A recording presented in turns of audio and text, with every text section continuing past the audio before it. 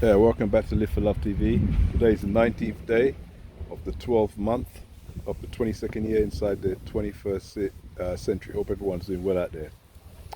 Today I'm thinking of starting a series of videos which I'll do from time to time, and this will be part one, and it will be called "You Cannot Be Serious." So for those of you who are old enough and remember John McEnroe of the 1980s, the tennis player from America, he used that saying that became very famous, especially at Wimbledon and around the world, when he said to the umpires, "You cannot be serious. You can't be serious." He just couldn't believe it. So I'm going to call this "You Cannot Be Serious." Yeah. So this "You Cannot Be Serious" is gonna deal with different subjects, but I'm going to start today with a biblical subject. So some of them would be biblical, some of them would just be other subjects altogether. So since the Bible is something that we have been told is a serious book, very serious book, and it's been actually inspired by God, the Word of God, and by the scribes wrote it down. Though some people may argue that some of the things, the translation from scribe to scribe, has caused a bit of a problem, but most people who are religious believers believe the whole book from Genesis to Revelation. So I'm calling this "You Cannot Be Serious," and I'm going to go to, I think it's Kings 11:3, where it talks about a man by the name of King Solomon. Most of you would have heard of King Solomon. King Solomon was touted, even by Christ himself, to have been the wisest man to have ever lived.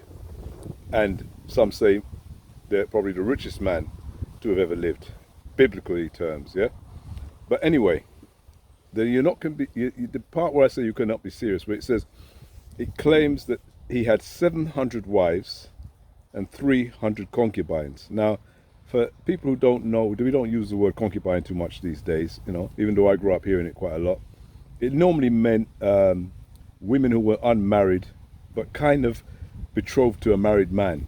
And I always say that it's not just, a prostitute out on the street walking up and down. It meant that when you say that this was his concubine, it was normally a married man he would be married to somebody else, and he'd have some women out on the road, or on the road, women outside, like what do you call it? A bit on the side nowadays, yeah?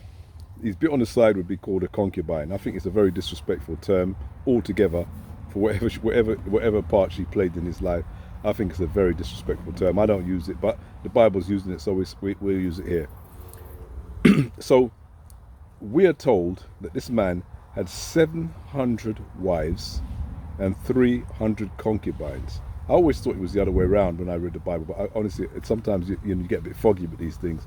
But I mean, give or take one or two wives, I don't think anybody's going to argue about it. But I mean, is it possible?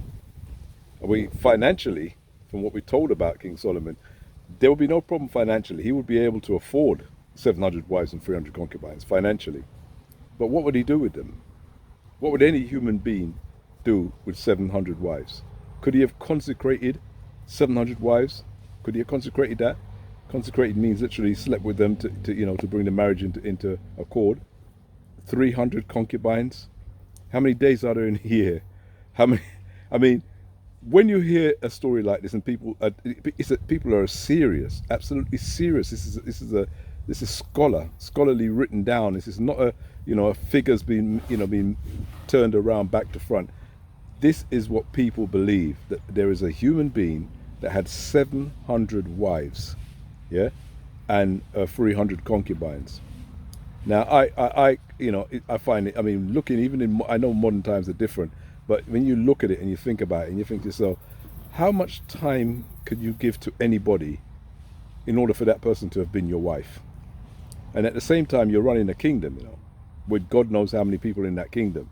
So you're in charge of all sorts of things. Remember, he was even in charge of making decisions such as, a baby that was being argued over by two women who was a real mother. So little decisions, or I would say little decisions like this, he had to make on a daily basis. But yet he had all these wives. And this is why I say I've started a series of "You Cannot Be Serious." And people can comment. Maybe there are people who can actually put in the comments how this will be possible for any human being. How this would be possible, because we're adult enough to have this conversation. We can reason about it. So if you can explain to someone like me, or even to the other listeners on the channel, how a man can have 700 wives and 300 concubines. How many years would he have to live to even meet 1,000 women personally, in his personal life, to have them in his life? How many years? I mean, I know if I was in that situation, I like to think I'm a healthy, fit man. I'd have to live probably another 1,000 years. So I don't know, how long Solomon lived, but that just sounds an amazing figure to have. Now, if you want to start the reasoning by saying that the fact that he had 700 wives doesn't mean that he consecrated those 700 wives and those women gave themselves to him as women, so that they were his wives. So therefore, basically, he didn't do anything with them. He probably didn't even know them. He just accepted that. The woman said, "She want to be your wife." He says, "Yeah, no problem. I like the way you are. I like you come from this kingdom. I like you. I'll put you down on my books. No problem. If this is what you're talking about, there's no problem with it. But if you're telling me that this woman is a wife, the way we talk about male and female wives, then that one would be a bit difficult to swallow for me. I can't get my head around it. It's always been something that's troubled me. It doesn't trouble me that people believe it, because people, as I said before, people should believe what they want to believe. Don't believe what I believe. Believe what you want to believe.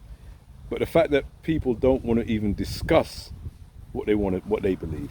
They believe something. When you try to discuss it with them, they try to say, "Oh, they don't want to discuss it," but yet they want to talk about other subjects. And I don't want to discuss anything with people who, if you come to me and say, and we talk, and you say, "Oh, well, I don't want to discuss that. I believe it. I don't want to discuss it." Well, then the conversation's over. You don't need to talk to me anymore, because I don't have no conversation with you whatsoever. I don't want to discuss the weather with you, the time of day with you. I don't discuss nothing with you, because to me, you're an unreasonable person.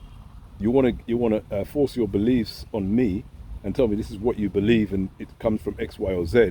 But when I want to discuss it, you don't want to discuss it. But yet you want to discuss some other subject with me. No, you wouldn't be able to do that with me. I don't play that. I don't roll like that. So that was just You Cannot Be Serious, part 1. And we'll be coming back with some more. And they won't all be biblical. They can be anything that, under the sun. Anything that people talk about or reason about, or people actually have a belief about. You can have it like that. So take care. See you soon. Live for Love TV.